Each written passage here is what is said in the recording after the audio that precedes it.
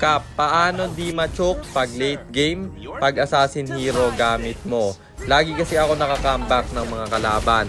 Abangan nyo ulit sa dulo ng video na to dahil doon natin yan pag-uusapan. At para naman sa mga bago lang sa page, ang ginagawa po nating content tuwing 9 PM ay 1 game per day, solo rank game. At ang goal natin sa content natin na to ay mag 100 win streak.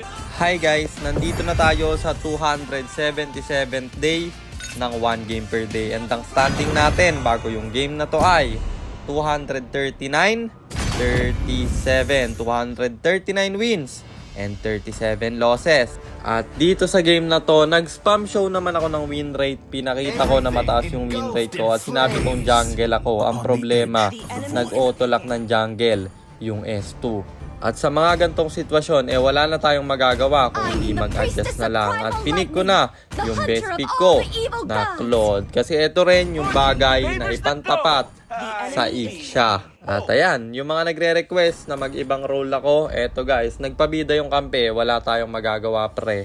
At hindi ko comfort yung gold lane guys. Kahit na ganyang kataas yung matches ko sa Claude, yung matches yan guys, puro jungle yan. Nung meta pa yung jungle marksman, puro Claude jungle ako.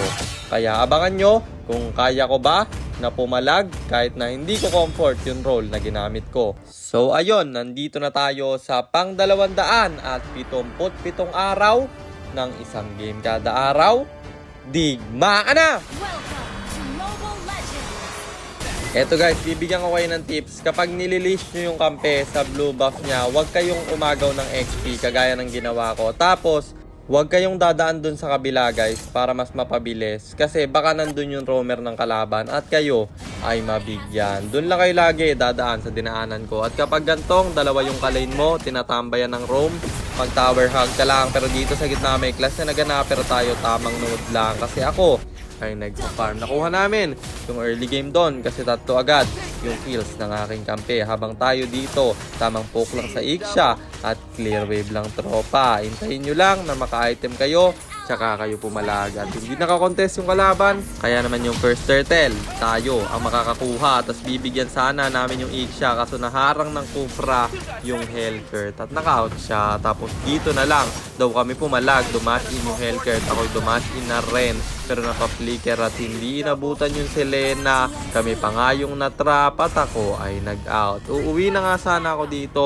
pero iniwan ko yung BMI tsaka ako bumalik kasi masasayang yung minions na kaya ko naman i-def. Kaso lang, pumasok yung Cupra, masyadong napalalim at papunta na yung mga kampi ko. Low HP na siya dito, dumasin pa yung Hellcurt at yung Nolan nasa likod na.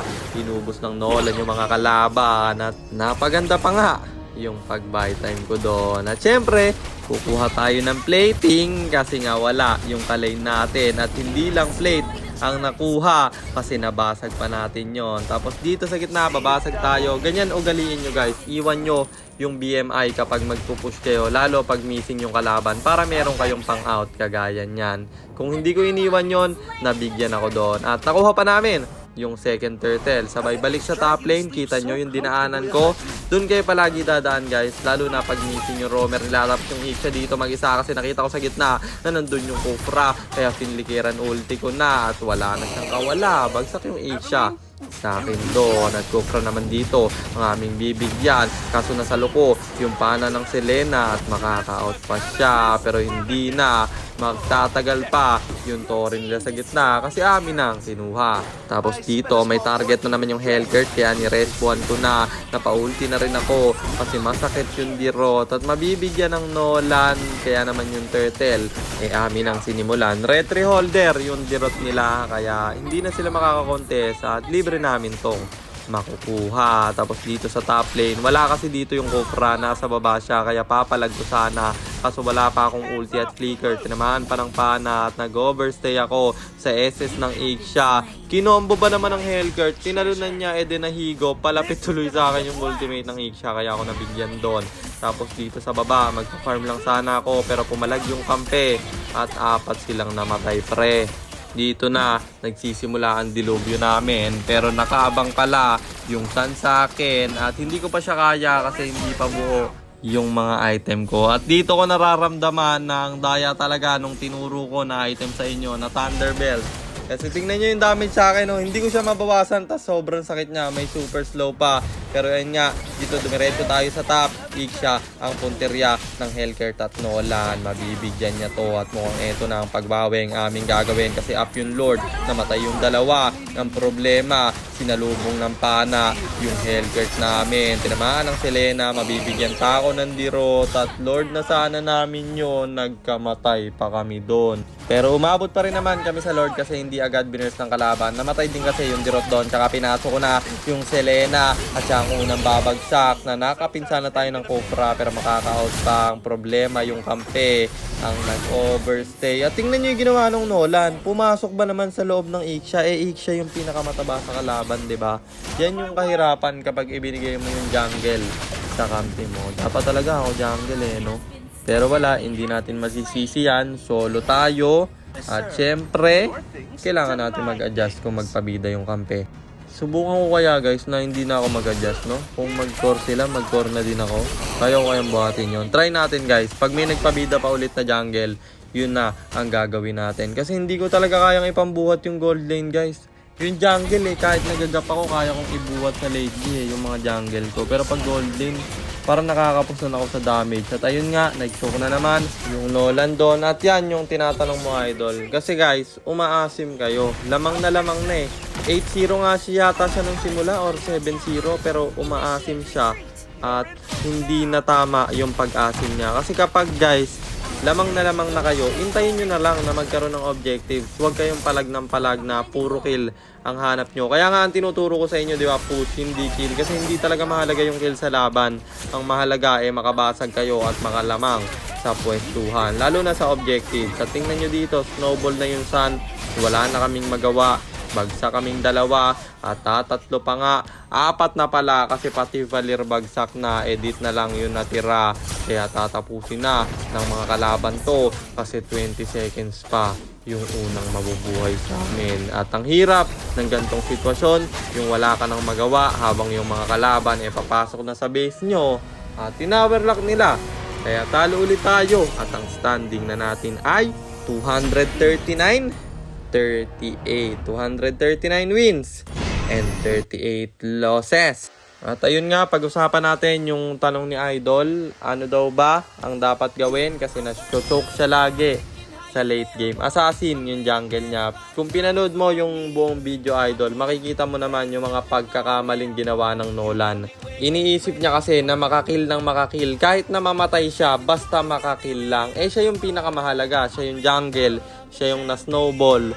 Kapag na-shutdown niya ng kalaban, lalo na kung snowball na, napakalaking gold na makukuha. At marksman pa, yung kadalasang nakakakukuha sa kanya, kaya naman tumaba yung gold lane nila. At ang hirap nun kapag gold lane yung nakaka-shutdown sa inyo kasi talagang kaya kayong bawian yan. Pang late game yung marksman, diba?